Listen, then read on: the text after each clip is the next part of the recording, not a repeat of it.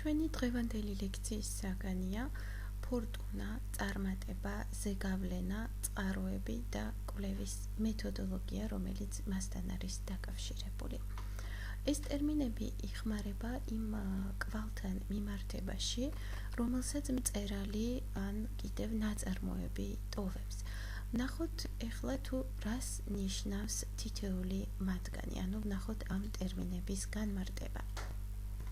ფორტუნა, ანუ ნაწარმოების ბედი, ნაციონალურ თუ ინტერნაციონალურ ასპარეზზე წარმოადგენს იმ გამოსახულებათა, ასე ვთქვათ, უბრალოდ გამოხმაურებათა, ანუ ფრანგულად რასაც უწოდებენ ტემუანიაჟ, იმ გამოხმაურებათა ერთობლიობას, რომელსაც ნაწარმოები იწვევს საკუთარ ქვეყანაში, ან კიდევ რომელსაც ნაწარმოები გამოიწვევს უცხო ქვეყანაში. ფორტუნა თავის მხრივ შედგება წარმატებისა და ზეგავლენისგან. ნაწარმოების წარმატება შეიძლება ითქვას, რომ შეფასებადია, ანუ შეგვიძლია ვიხმაროთ ტერმინი quantitative, ანუ მისი შეფასება, ასე ვთქვათ, თვლადია, დათვლადია, შესაძლებელია რომ მოხდეს მისი შეფასება, ანუ იძლევა შეფასების შესაძლებლობას ფორტუნას რაც შეეხება და შეიძლება განისაზღვროს მაგალითად გამოცემათა რაოდენობით, შეიძლება განისაზღვროს თარგმანების რაოდენობით, ანუ რამდენ ენაზე ითარგმნა ესა თუ ის ნაწარმოები და ასე ვთქვათ, რამდენჯერ იქნა გამოცემული და ხელახლა იქნა თუ არა გამოცემული ესა თუ ის ნაწარმოები. ასევე ის განისაზღვრება ადაპტაციებით, ანუ მაგალითად კინო იქნა თუ არა გადაღებული ამ ნაწარმოების ირგვლივ, ანუ ამ ნაწარმოების ზეგავლენით, მოხდა თუ არა თეატრალური ადაპტაცია ამ ნაწარმოების და აგრეთვე საზოგადოების რა ნაწილმა წაიკითხა ეს ნაწარმოები. მას შესაბამისად, ამ ტიპის კვლევა არის სოციოლოგიის პრეროგატივა, რომელიც ლიტერატურულ ფაქტორებზე დაყრდნობით ახორციელებს კვლევას, ანუ სოციოლოგიური კვლევა, რომელიც გადაჭაჭვული არის ლიტერატურულ ფაქტორებთან. წარმატებას, რომელიც ფაქტიურად არის ჩვენ როგორც ვთქვით, რაოდენობრივი, ანუ დათვლადი, განსაზღვრადი, ჩვენ დავუპირისპირებთ ზეგავლენას, რომელიც არის თვისობრივი, ანუ ამ შემთხვევაში შეგვიძლია ვიხმაროთ ტერმინი qualitatif, ანუ qualité de l'œuvre, ანუ ეყრდნობა ხარისხიანობას. აქ საქმე გვაქვს არა პასიურ მკითხველთან, რომელიც უბრალოდ შეაფასებს ნაწარმოებს, არამედ აქტიურ მკითხველთან, რომელზედაც იგი გარკვეულწილად, ანუ ნაწარმოები გარკვეულწილად, ასე ვთქვათ, იმოქმედებს, ზემოქმედებას მოახდენს ამ აქტიურ მკითხველზე და მის წარმოსახვას, ასე ვთქვათ, ახალი შემოქმედებითი ძალით დატვირთავს. ის შესაძლოა ხელს შეუწყობს, რომ შეიქმნას ახალი ნაწარმოები ამ კონკრეტული ნაწარმოების ზეგავლენით, ან კიდევ ვთქვათ, მოახდინოს კინოში ადაპტაცია, თეატრალური დადგმა დაიდგას და ასე შემდეგ. ჩვენ ვთქვით, რომ ფორტუნა შესაძლოა უკავშირდებოდეს ნაციონალურ და ინტერნაციონალურ კონცეფტს, ანუ ინტერნაციონალურ კონცეფციას. მეორე, ანუ ამ შემთხვევაში იგულისხმება ინტერნაციონალური, რა თქმა უნდა, განსაზღვრავს და ასე ვთქვათ, მოსდევს პირველს, ანუ ძირითად შემთხვევაში ინტერნაციონალური კონცეფცია მოსდევს ნაციონალურ კონცეფციას. მაგრამ შესაძლოა, რომ რომელიმე ნაწარმოები საკუთარ ქვეყანაში ნაკლებად იყოს ცნობილი, მაგრამ უცხო ქვეყანაში მან უფრო დიდი წარმატება მოიპოვოს. იმისთვის, რომ დავადგინოთ და ვიკვლიოთ ნაწარმოების ბედი სხვა ქვეყანაში, ანუ უცხო ქვეყანაში, ჯერ საჭირო არის, რა თქმა უნდა, კვლევა ჩავატაროთ ნაციონალურ ასპექტში. ანუ შესაძლოა მოხდეს ისიც, რომ სხვადასხვა ქვეყანაში, სხვადასხვა დროს იქნას ესა თუ ის ნაწარმოები, ანუ მოიპოვოს ამა თუ იმ ნაწარმოებმა პოპულარობა, ან კიდევ ის აღმოაჩინონ ამა თუ იმ აბსოლუტურად განსხვავებულ ეპოქაში. მას შესაბამისად, აქ საქმე გვაქვს სხვადასხვა ქვეყნის ლიტერატურის ისტორიას შორის განსხვავებაზე. მაგალითად, როდესაც გერმანელი პოეტი, მთარგმნელი და კრიტიკოსი ჩვენ ვსაუბრობთ ამ წუთას მარტინ ოპიცზე, ხედავთ თქვენს ეკრანებზე მის გამოსახულებას. რონსარის სკოლის მიმდევარი იყო ის და შესაბამისად საფრანგეთი ამ პერიოდში, ანუ როდესაც ოპიცი არის რონსარის მიმდევარი, ამ პერიოდში სხვა ქვეყანაში, ანუ რონსარის სამშობლოში, ასე ვთქვათ, მაშინ ხდება მალერბის გაღმერთება. ანუ ამ შემთხვევაში ვხედავთ განსხვავებას, ანუ ამა თუ იმ ერთი და იგივე ეპოქაში, სხვადასხვა ქვეყანაში თუ ვაკვირდებით თუ რამდენად შესაძლოა მოხდებს, რომ სხვადასხვა მწერალი იყოს პოპულარული. რონსარი ისევე როგორც პლეიადის სხვა წარმომადგენლები და ეკრანზე მალერბის ფოტოსაც ხედავთ თქვენ, ესე იგი რონსარი ისევე როგორც პლეიადის სხვა წარმომადგენლები რენესანსის პოეტს ასე ვთქვათ პერიოდს მიეკუთვნება და მათი პოეზია ხასიათდება ახალი ჟანრის, ანუ სონეტის აღმოჩენით. ანუ რონსარი არის პლეიადის წარმომადგენელი, რომელიც რენესანსის ეპოქაში ჩნდება და სწორედ პლეიადის დამახასიათებელი როლი იქნება, ანუ მნიშვნელოვანი როლი იქნება, რომ ხდება სონეტის აღმოჩენა. ეს ჟანრი დაიბადა მე-13 საუკუნის დასაწყისში იტალიაში და თავიდან პეტრარკასთან გვხვდება, შემდეგ სონეტი გადადის საფრანგეთში, რომელსაც აქტიურად იყენებენ კლემონ მარუ, დუბელე, რონსარი და ესპანეთში შემდეგ გვხვდება ჩვენ გონგორასთან, ის გადადის ინგლისშიც, ну, რა თქმა უნდა, ინგლისში ის გვხვდება შექსპირთან ყველაზე მეტად და ის გადადის ასევე პორტუგალიაშიც, რომლის წარმომადგენელიც არის კამოენსი და გერმანიაში არის სწორედაც რომ ოპიცი. მაშასადამე სონეტს რაც შეეხება ევროპაში მე-17-მე-18 საუკუნეებში სონეტი უკვე არის ძალიან პოპულარული ჟანრი. და ჩვენ ასე ვთქვათ, ამით იმისი თქმა გვსურს, რომ შესაძლოა ამ თუ იმ ნაწარმოებმა, ან მწერალმა სხვადასხვა დროს სხვადასხვა ქვეყანაში მიაღწიოს წარმატებას და ლიტერატურის ისტორიის თვალსაზრისით დისტანცირება წარმოიქმნას, როგორც ეს ოპიცის და რონსარის შემთხვევაში მოხდა. შეიძლება ისიც მოხდეს, როგორც ჩვენ უკვე აღვნიშნეთ, რომ ავტორს მეტი მკითხველი ყავდეს საზღვარგარეთ, ვიდრე საკუთარ ქვეყანაში.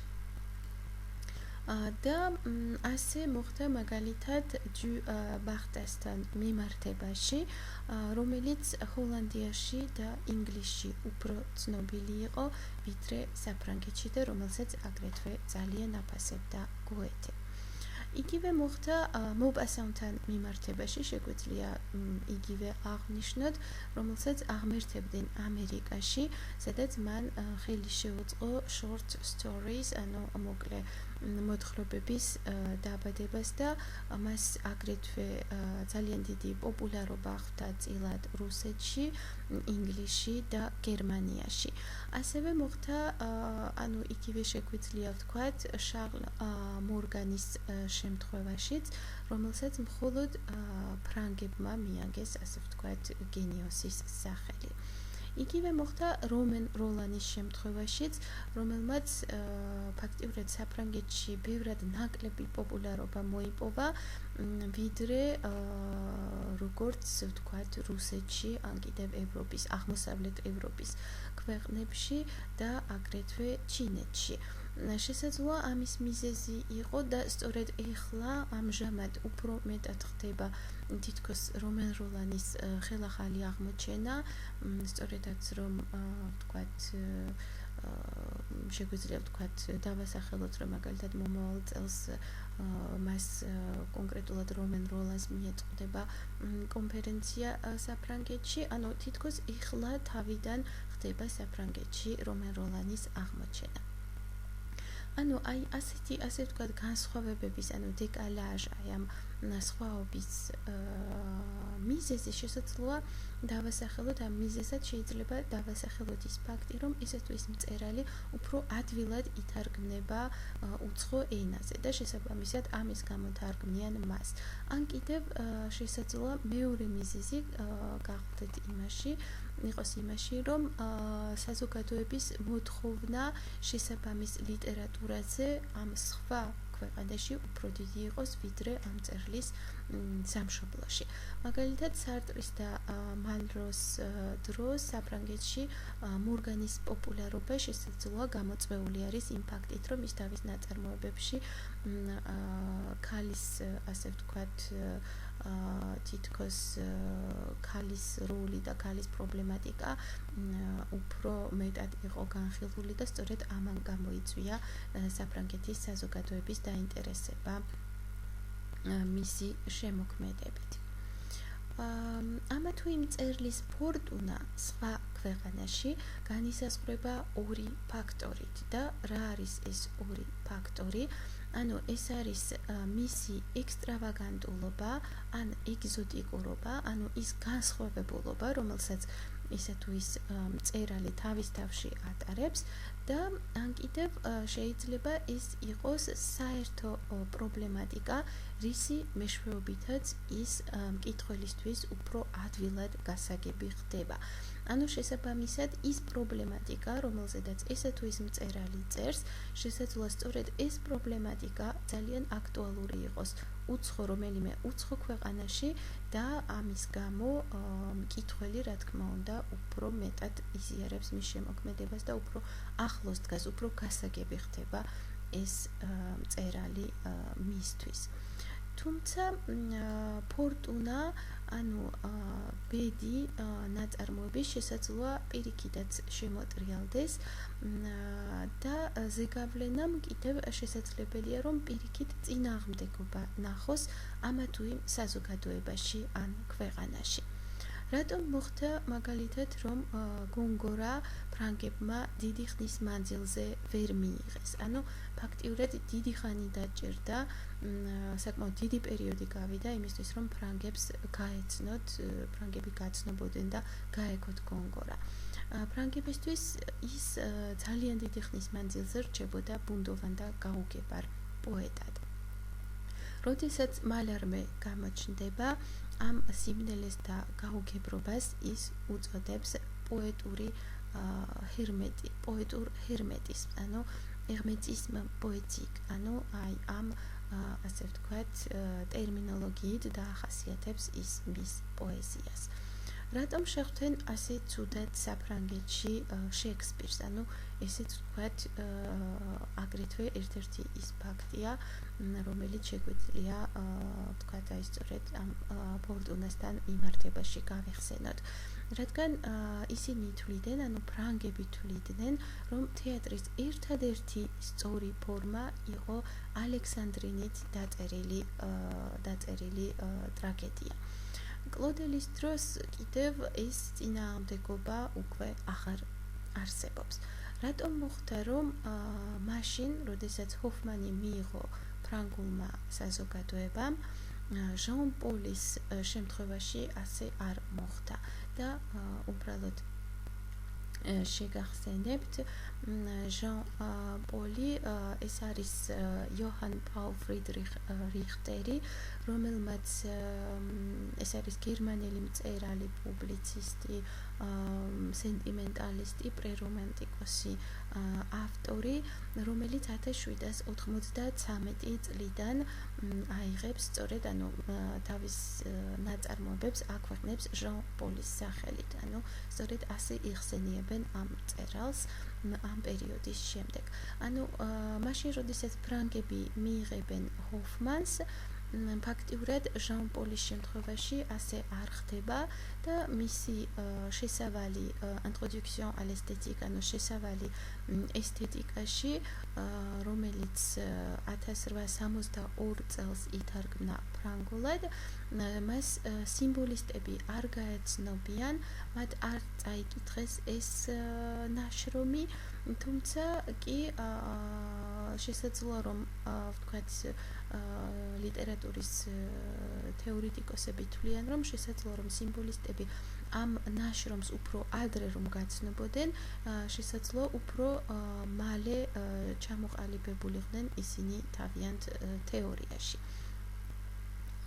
იმიტომ რომ საფრანგეთი ვთქვათ უკვე გაზოტის შემდეგ უკვე მზაობას გამოხატავდა, მიიღო ჰოფმანის ფანტასტიკური მოთხრობები, ვინაიდან უკვე არსებობდა საფრანგეთში ეს ჟანრი, შესაბამისად საფრანგეთი უკვე მზაობით შეხვდა ჰოფმანის შემოქმედებას. რა თქმა უნდა, ამ მზაობამ, ამ ლიტერატურული ჟანრის არსებობამ საფრანგეთში განაპირობა შესაბამისად ჰოფმანის მიღება.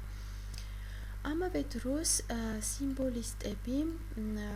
სიმბოლისტები ბოდლერის შუამდგომლობით უკვე ინსპირირებულნი იყვნენ ედგარ პოს პოეზიით, ხოლო ამ უკანასკნელის მეშვეობით კი კოლრიჯის პოეზიით, რომელიც თავის მხრივ გერმანული იდეალისტური აზროვნების ზეგავლენას განიცდიდა. ისე რომ ნოვალისი ამ ლიტერატურული ჟანრის კიდევ ერთი ასე ვთქვათ წარმომადგენელი, უკვე პირდაპირ, შუამავლის გარეშე, თუმცა აგრეთვე ინგლისურ-ამერიკული გზის მეშვეობითაც შემოვიდა საფრანგეთში. ნოვალისი უკვე თითქმის პირდაპირი გზით შემოდის საფრანგეთში და აქ ჟან პოლი შეეჩეხა ჰოფმანს, ხოლო იქ კიდევ ნოვალის. ბევრი გერმანელი არ არის კარგად განწყობილი, მაგალითად ლაფონტენის ან კიდევ რასინის პოეზიის პოეზიური ესთეტიკის მიმართ და რატომ ვთქვათ, ისინი მიიჩნევენ, რომ ისინი არაღირსეული ფორმით გამოხატავენ, ლაფონტენი და რასინი არაღირსეული ფორმით გამოხატავენ თავიანთ პოეზიას. ამ სახის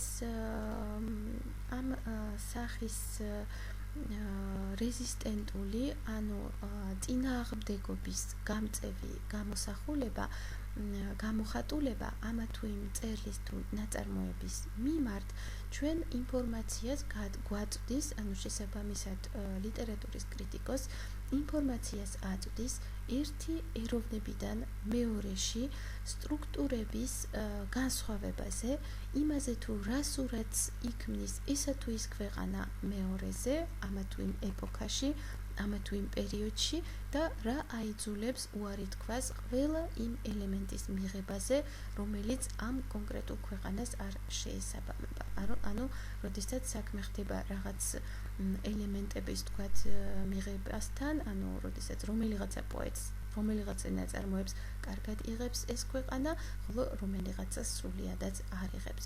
ყოველივე ამის კვლევის საშუალებას იძლევა, ასე ვთქვათ, ეს ამ ტიპის კვლევა. თუ შედარებითი ლიტერატურაცოდნეობის პრეროგატივაა სხვა საკითხებთან ერთად იკვლევს ნაწარმოებების და ავტორების ლიტერატურული ბედი, ლიტერატურული, ასე ვთქვათ, ფორტუნა, ამასთანავე რობერტ იაუსის მიერ შემუშავებული რეცეფციის, მიღების ესთეტიკა, esthétique de la réception, reception theory, ამ კვლევის მეთოდებს აყალიბებს. ანუ სწორედ იაუსის მიერ შემუშავებული რეცეპციის თეორია საშუალებას იძლევა, რომ ამ კვლევის, ასე ვთქვათ, ტიპის კვლევა იქნეს ჩატარებული. ანუ ეს რეცეპციის მეთოდოლოგია საშუალებას აძლევს კომპარატივისტს, რომ მან ჩაატაროს ამ ტიპის კვლევა. და მისი ნაშრომები თარგმნილი არის ბევრ ენაზე და კონკრეტულად აი ამ რეცეპციის თეორიას რაც შეეხება ფრანგულად ეს ნაშრომი დაბრუნდა 1978 წელს შემდეგი სათაურით pour une esthétique de la réception ანუ რეცეპციის ესთეტიკისთვის აი ამ სათაურით იქნა ეს მისი ნაშრომი ნათარგმნი